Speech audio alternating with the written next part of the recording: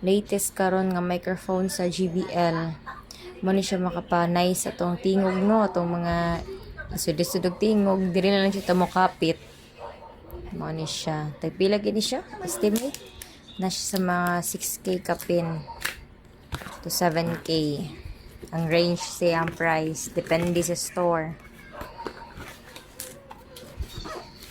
Na siya to i-unbox.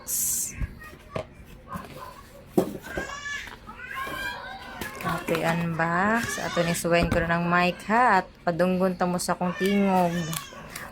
Nga na-edit ba akong tingog ha. Ang before na mo nga muna siya latest na mic.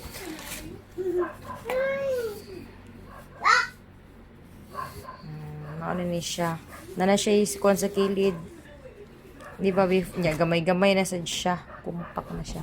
Ato, kay dirira man to ang katong makaraan nga mic sa JBL. Dirira ang sa front. Dirira na siya sa kilid. Mauna siya iyahang mga accessories sa mic. Kuha na siya. Rechargeable na siya. O mo na siya Type-C. Type-C ni siya. And then, mauna siya ay para connect sa JBL nga speaker. Mauna siya gamitin para sa mic. Rechargeable na siya. So, din takas og battery. Titag palit battery. Kaya katong paraan nga JBL is needed yung check battery.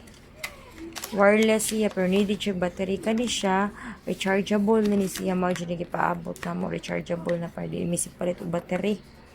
Kaya kaspod ba yung battery si kagpalit. Gakanta ni mo gasto na ka-kurente plus pa kay battery, di ba? Idi wow. Kani kay no need na. Mali siya. Ato ni siyang suwayan ha. Suwayan, padunggon ta mo sa maladyosa nga tingog na ako. Ma-edit na siya tungkol sa JBL. Skilled na siya, oh. Very nice. Muna mo first JBL, oh, gamay kayo. Gamay. Muna siya. Muna mo first JBL.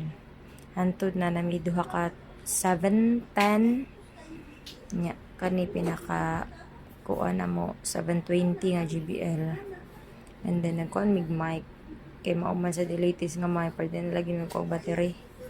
No need na mi mag-battery. Mag-charge na lang mi. Let's try.